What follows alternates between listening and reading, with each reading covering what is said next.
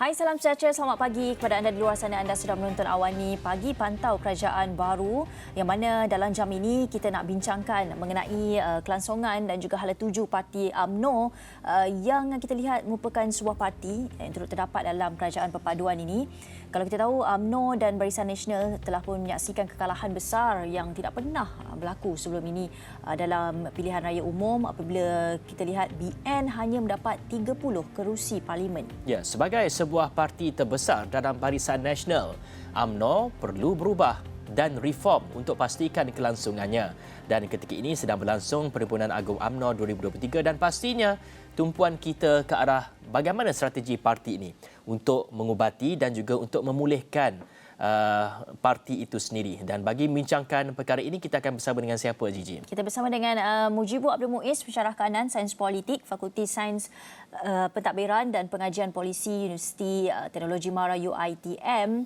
Selamat pagi, Mujibu. Selamat pagi, Gigi. Selamat pagi, Fizi. Ya, terima kasih kerana sudi bersama kami pagi ini. Kita lihat sekarang ni berlangsung PAU 2022. Banyak ucapan pemimpin UMNO menjurus kepada tafsiran. Punca-punca UMNO mencatatkan prestasi buruk dalam PRU ke-15. Antara yang disebut ialah berkaitan kelewatan umum calon untuk bertanding. Telah pun menjejaskan persiapan calon dalam PRU. Naratif perjuangan yang tidak jelas, pengkhianatan daripada dalaman parti, isu sabotaj dan banyak lagi. Tapi sebagai penganalisis politik, Mujibu melihat apakah mungkin punca UMNO catat prestasi buruk PRU ke-15 itu sendiri? Ya, pada pandangan saya, ketika PRU 15 ada banyak perkara yang saya rasa menyumbang kepada kekalahan buruk Barisan Nasional UMNO terutamanya ya dalam konteks PRU 15 itu. Salah satu yang saya perhatikan bagaimana UMNO setelah mendapat beberapa elemen pengajaran di sepanjang PRU yang lalu daripada PRU 2008, PRU 2013 dan sudah tentu paling terbesar adalah PRU ke 2018 ya, selepas tumbang buat pertama kali.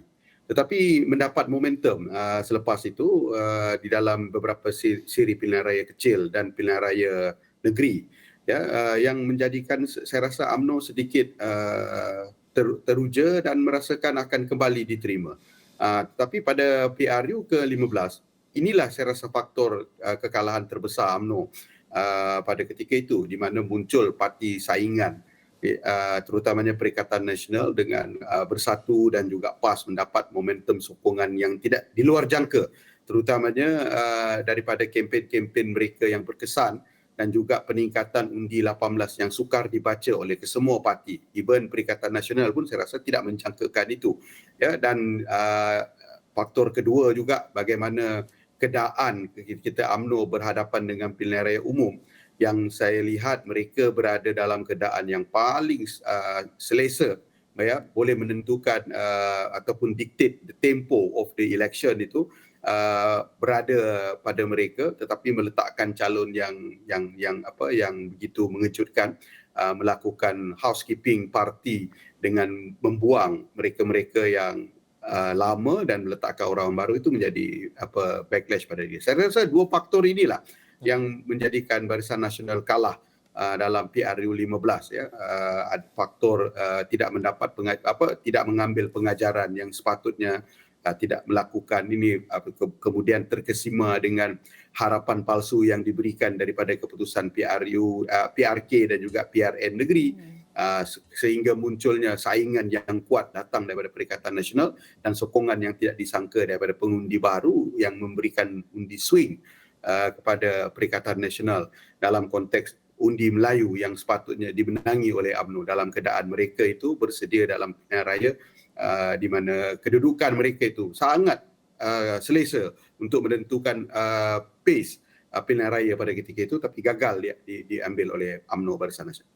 Ya, Mujibu. Tapi kalau kita lihat ketika PAU yang sudah berlangsung sejak beberapa hari yang lalu, timbul isu berkaitan pimpinan parti digesa untuk membuat penjelasan mengenai penyertaan UMNO dan juga Barisan Nasional dalam Kerajaan Perpaduan yang kita tahu turut disertai oleh parti DAP, kerana dikatakan ahli akar umbi kawasan luar bandar masih sukar untuk bersahabat ataupun berkawan dengan DAP ini. Orang kampung mereka mengatakan susah nak berkawan dengan DAP ini. Jadi mengapa sebenarnya penjelasan ini penting ketika mana PRN menjelang tiba dengan rundingan kerjasama dengan PH yang mungkin sedang berlangsung pada ketika ini? Ya, saya setuju Fizi. Ya. Ini adalah salah satu faktor yang perlu diambil kira dan perlu dijelaskan oleh pimpinan tertinggi UMNO kepada akar umbi, menjelaskan tentang mengapa kerjasama itu perlu diambil. Di sebalik, saya rasa semua orang harus faham bahawa ini adalah situasi luar jangka, tidak ada siapa yang bentuk majoriti. Titah tuanku yang di Pertuan Agong juga memerintahkan agar kerajaan perlu dibentuk dan parti-parti yang ada harus bekerjasama bagi memastikan kerajaan dan jumlah untuk membentuk kerajaan itu boleh dibentuk. Tapi saya rasa perkara terpenting adalah mengapa tindakan ini diambil. Di sebalik UMNO juga barangkali punya peluang untuk bekerjasama dengan Perikatan Nasional yang barangkali akan mewujudkan blok Melayu yang terbesar, dan ini mungkin lebih menyenangkan dan menggembirakan penyokong akar umbi, rakyat orang Melayu yang mahu melihat itu berlaku berbanding bekerjasama dengan Pakatan Harapan yang di situ ada DAP, di mana juga mereka dalam perhimpunan sebelumnya menegaskan No Anwar No DAP itu menjadi satu kata-kata polisi keramat UMNO Barisan Nasional sebelum pilihan raya.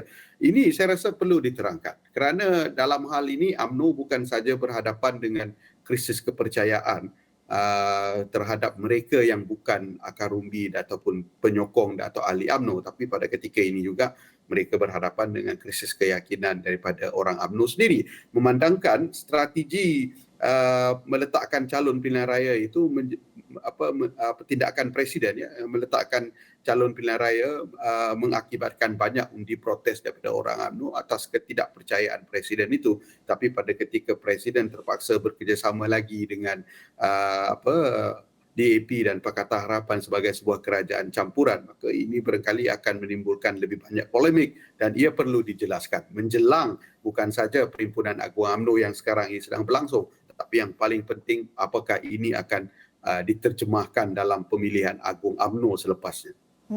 Nak atau tidak pemilihan UMNO ini, Mujibu, ia perlu diadakan kerana kita lihat penangguhannya sudah lama, selama 18 bulan sebelum PRU ke-15. Yeah. Kemudian 6 bulan selepas PRU 15 terdapat juga pada PAU 2022 ini terdapat gesaan daripada 140 ketua UMNO bahagian untuk 2 jawatan utama parti itu tidak dipertandingkan. Bagaimana UMNO perlu melihat perkara ini?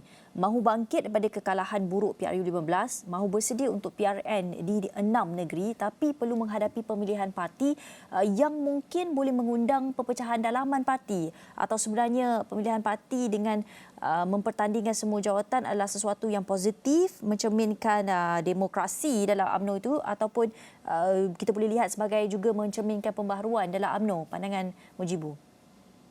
Ya, sebagai sebuah parti yang sudah pun diberikan pelbagai pengajaran, ya, di sebalik UMNO sebagai sebuah parti Melayu yang lama, sebagai sebuah epicenter dalam politik Malaysia ini, pertandingan dalam UMNO ini bagi saya perlu dilakukan. Ada 2 perspektif yang perlu dilihat dalam pertandingan dalam UMNO ini. Satu daripada perspektif orang UMNO itu sendiri, dan juga sudah tentu daripada perspektif pengundi ataupun mereka yang tidak berada di dalam UMNO tetapi memerhatikan politik UMNO dengan rapat.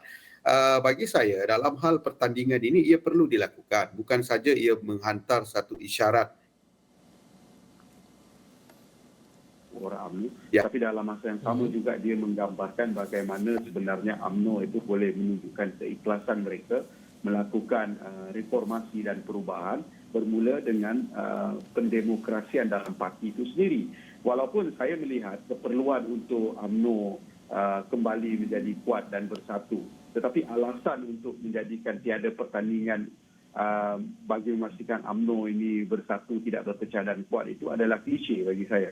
Dan dalam masa yang sama juga keperluan untuk UMNO itu mengenyahkan mereka-mereka yang baru, yang segar, seperti mana yang dilaungkan 2 hari selepas berlangsungnya persidangan Agung UMNO ini, kita melihat ini barangkali hanya sekadar retorika yang sudah kerap kali, acap kali diulang, tapi ia tidak diambil tindakan. Ini pertama. Kedua, yang paling penting adalah bagaimana UMNO boleh melihat pemilihan ini untuk memberikan keyakinan ataupun suntikan rejuvenasi kepada orang yang tidak menyokong UMNO, memandangkan pada ketika ini sudah makin besar jumlah pengundi yang tidak berparti, yang melihat parti politik ini tidak lagi seperti dulu, dan mereka ini agak kritikal. Dan sudah tentulah aspek seperti integriti, halat tuju perjuangan, falsafahnya, pendekatannya, dasarnya itu menjadi penilaian. Dan krisis kepada UMNO terhadap pengundi segini ini adalah kepimpinan UMNO yang melihat mereka ini sebagai pemimpin yang sudah lama, yang sudah tidak mewakili zaman mereka, yang tidak lagi melihat aspek-aspek dan pola sumbangan mereka kepada pengundi segini itu sudah tidak signifikan, terpisah daripada arus pemikiran dan corak politik yang diharapkan oleh pengundi ini. Jadi ini juga UMNO. Dan saya rasa terpenting sekali adalah pemilihan UMNO ini, walau bagaimanapun dia adalah satu penyelesaian yang saya rasa menjustifikasikan semua alasan yang diberikan bagi membolehkan siapa juga yang naik itu nanti memimpin UMNO. Kerana saya rasa ia akan memberikan keabsahan siapa juga yang memimpin itu untuk meneruskan hala tuju parti, kerana ini adalah suara akar undi yang sebenar. Dan sudah tentulah kita mahu melihat pertandingan yang berlaku itu dalam keadaan yang lebih terbuka dan telus, dan siapa juga yang naik nanti ini mampu untuk menghadirkan apa juga perubahan yang perlu buat UMNO untuk bergerak ke hadapan. Dan kalau kita boleh bercakap tentang pemilihan itu, saya rasa sebagai presiden dan juga pasukannya, dia tak perlu takut untuk menghadapi cabaran yang ini, kerana memandangkan pada ketika ini pasukannya itu memiliki segala kelebihan sebagai penyandang dan juga mempunyai kedudukan sebagai Menteri Kabinet dan timbalan Perdana Menteri.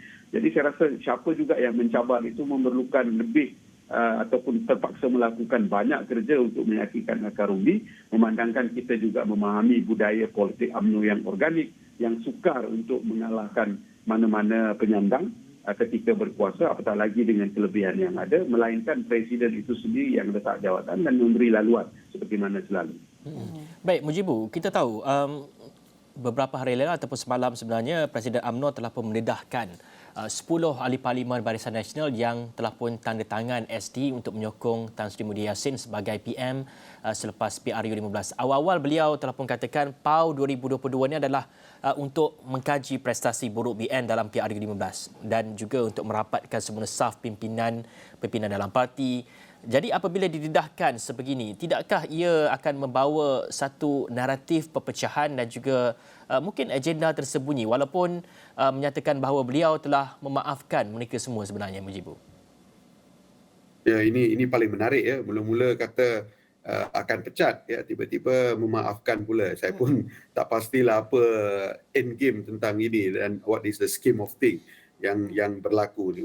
Tapi walau bagaimanapun ya, dalam hal ini saya rasa apa juga yang berlaku dalam politik UMNO Barisan Nasional. Perpecahan itu adalah perkara yang terakhir dilakukan, dan sekiranya mereka berpecah, saya rasa dalam hal ini yang rugi itu adalah semua pihak yang ada di dalam UMNO Barisan Nasional itu, memandangkan mereka sudah tidak memiliki kelebihan dalam konteks sokongan maupun juga kita kata kelebihan daripada perspektif mereka itu menjadi kerajaan, walaupun menjadi kerajaan, ya, memandangkan jumlah kerusi yang sedikit, walaupun dari satu segi mereka masih lagi menjadi kingmaker. Tetapi kalaulah perpecahan itu berlaku dan kita katakanlah berjejaskan keutuhan di peringkat persekutuan dan membawa kepada keruntuhan kerajaan, maka saya rasa yang rugi itu adalah UMNO dan Barisan Nasional itu sendiri.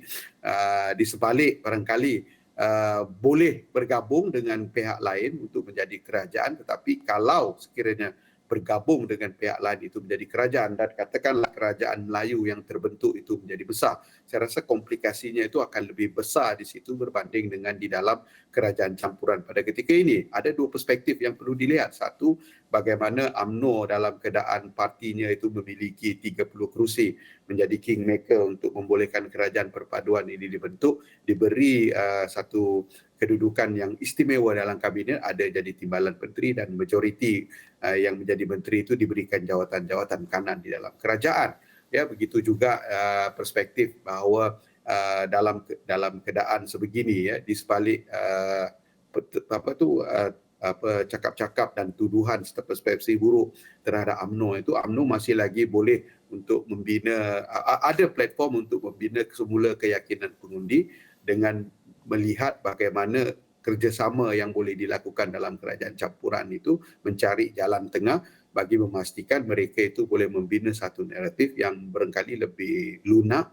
Dan yang paling penting, ya, cuba untuk mencari nuansa baru bagi memastikan bukan saja boleh menyaingi parti-parti seperti Bersatu dan PAS dalam konteks pengundi Melayu, tapi juga rejuvenasi terhadap keyakinan pengundi bukan Melayu terhadap UMNO. Kerana kalau kita tengok pola sokongan itu, UMNO masih lagi tidaklah kita kata banyak sangat hilang dan sebagainya hanya kerana swing yang besar pada pengundi Melayu, tetapi masih lagi dapat mengekalkan signifikan support daripada pengundi bukan Melayu. Jadi saya rasa yang penting adalah bagaimana UMNO di sebalik Barisan Nasional dan UMNO di sebalik mengatakan untuk mengekalkan momentum dan juga mengekalkan perpaduan yang ada dalam parti itu, tetapi juga mencari bagaimana untuk melihat ruang-ruang yang ada dalam kelebihan dan kekurangan sedia ada di dalam kerajaan campuran itu untuk kembali diterima dalam konteks sokongan terutamanya orang Melayu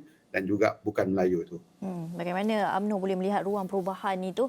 Baik, kita akan bincangkan lagi berkenaan dengan hala tuju UMNO dalam Persidangan Agung UMNO 2023 yang akan datang bersama dengan Mujibu, tapi kita perlu berhenti rehat seketika, kembali selepas ini.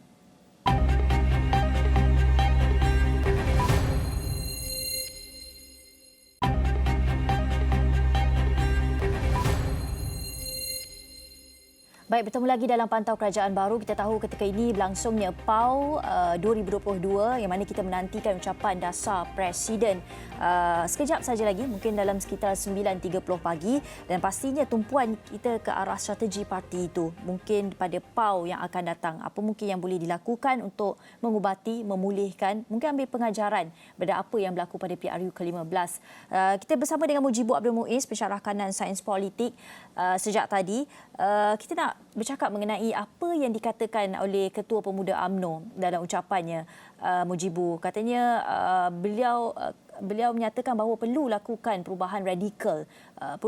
Perubahan radikal yang bagaimana sebenarnya yang diperlukan UMNO sekarang dari segi kepimpinan, kerjasama antar parti, gerak kerja di lapangan dan mungkin strategi politik berkempen. Perubahan bagaimana yang sebenarnya diperlukan oleh UMNO sekarang, Mujibu? Ya, pertama, UMNO di dalam melaungkan retorik perubahan yang signifikan, perubahan yang radikal, perubahan struktur yang menyeluruh, dia perlu datang dengan keikhlasan dan kemahuan seluruh arti itu, seluruh ahli itu sebagai satu sistem untuk mengubah UMNO. Seperti mana yang kita bincangkan tadi, ya Gigi, bagaimana UMNO daripada 2008 sehingga 2023 ataupun 2022 telah diberikan pelbagai aspek pengajaran dalam konteks perubahan pengundi, dinamika politik dan sebagainya, itu masih tidak melakukan perubahan seperti mana yang dikatakan. Ya, budaya-budaya seperti budaya hulu balang, walot, politik, penguasaan orang-orang tertentu dalam parti, budaya penaungan, ya, exchange of favors yang terhasil daripada budaya penaungan itu masih lagi membelenggu UMNO. Jadi kalau dimahukan perubahan yang menyeluruh ataupun perubahan radikal pada UMNO ini, saya rasa dia perlu bermula dengan bagaimana UMNO ini perlu lebih terbuka dan memastikan sistem pemilihan itu lebih telus dan menyeluruh, dengan memberi ruang dan peluang kepada UMNO untuk memastikan mereka-mereka yang baru ini boleh naik bukan saja di peringkat cawangan, tetapi juga mungkin boleh mengambil alih di peringkat bahagian, malah lebih bagus lagi di peringkat pusat. Ini saya rasa tidak berlaku dalam UMNO Barisan Nasional sejak sekian lama. kerana siapa juga yang naik di kalangan pemimpin UMNO itu kalau tidak memiliki connection dengan mana-mana pemimpin established di dalam parti, agak sukarlah mereka untuk naik. Dan kita melihat walaupun UMNO mengatakan ini muka baru, calon baru, tapi mereka sebenarnya tidak mewakili baharu itu kerana mereka ini dibentuk dalam konteks kerangka politik UMNO dan dikaitkan dengan orang-orang tertentu. Itu pertama. Dan kedua, yang paling penting adalah bagaimana UMNO harus menerima hakikat dan juga sebagai sebuah parti yang sudah lama faham bahawa tidak akan ada mana-mana parti yang mampu untuk menjadi pemerintah secara bersendirian tanpa bekerjasama. Dan kerjasama itu pula perlu berlaku dalam konteks fleksibel dan anjal di mana keperluan untuk kerjasama ini perlu melihat kepada kerangka politik yang lebih sentris, tidak terlampau ekstrim, tapi dalam masa yang sama juga masih lagi mengekalkan status quo parti masing-masing. Memandangkan ini yang berlaku dalam konteks 2022 apabila Perikatan Nasional tidak boleh bekerjasama dengan Pakatan Harapan membentuk kerajaan, dan akhirnya terpaksalah UMNO bekerjasama dengan PH bagi membentuk kerajaan. Dan bagaimana ini selepas mampu untuk bekerjasama dan ada bibit-bibit agreement di antara mereka ketika pilihan raya kecil lah ya di Padang Serai dan juga di Tioman itu membuka jalan dan juga barangkali boleh diperluaskan dalam konteks PRN negeri. Dan sudah tentu dalam proses ini perlu berlaku suai kenal ya, dan juga perbincangan yang kerap di antara mereka. Dan kalau ini berlaku, saya rasa UMNO barangkali boleh mencari ataupun mengikuti jalan baru dalam kerjasama dia, dan dalam masa yang sama juga along the way mencari bakat-bakat baru untuk memastikan kepimpinan UMNO ini sentiasa relevan dan akhirnya nanti ada tokoh-tokoh yang baru ini boleh menjadi seorang great statesman yang pernah satu ketika dulu dikaitkan dengan UMNO, yang boleh memimpin UMNO dan memberi keyakinan baik ahli UMNO maupun bukan ahli UMNO kepada tokoh itu untuk akhirnya UMNO kembali diundi dan diterima. Ya, baik Mujibu. Tapi kalau kita lihat juga kepada pergerakan kita ada puteri, pemuda dan juga wanita UMNO ini, mereka ini mendesak agar pengkhianat disingkirkan dan juga pembersihan dalaman parti itu dilakukan. Dan sebenarnya tidakkah ini bertentangan dengan hasrat awal kepimpinan UMNO bahawasanya PAU ini sepatutnya menjadi medan untuk penyatuan semula parti bagi berdepan dengan PRN dan melihat juga punca kekalahan teruk pada PRU 15, dan tidakkah ketika ini UMNO tidak boleh lagi kehilangan tokoh berpengaruh kerana ia akan merugikan parti. Sebagai contoh adalah Datuk Seri Syahidan Kasim yang menang bergaya sebenarnya di Perlis tu. Ya, dari satu segi mungkin kita melihat jangka pendek itulah yang berlaku pada UMNO, kerugian apabila kehilangan beberapa kerusi strategik yang pada awalnya dijangka menang, tetapi apabila nama-nama besar itu digugurkan dan kerusi itu hilang, memandangkan pada PRU ke-15 itu saya rasa itu barangkali angkuba yang mengandaikan mengapa UMNO kalah di kerusi itu, walaupun dari satu sisi kita menjangkakan undi-undi yang begitu sukar dibaca, terutamanya swing pengundi-pengundi muda ketika PRU 15 juga barangkali boleh menjadikan status quo kerusi itu berubah.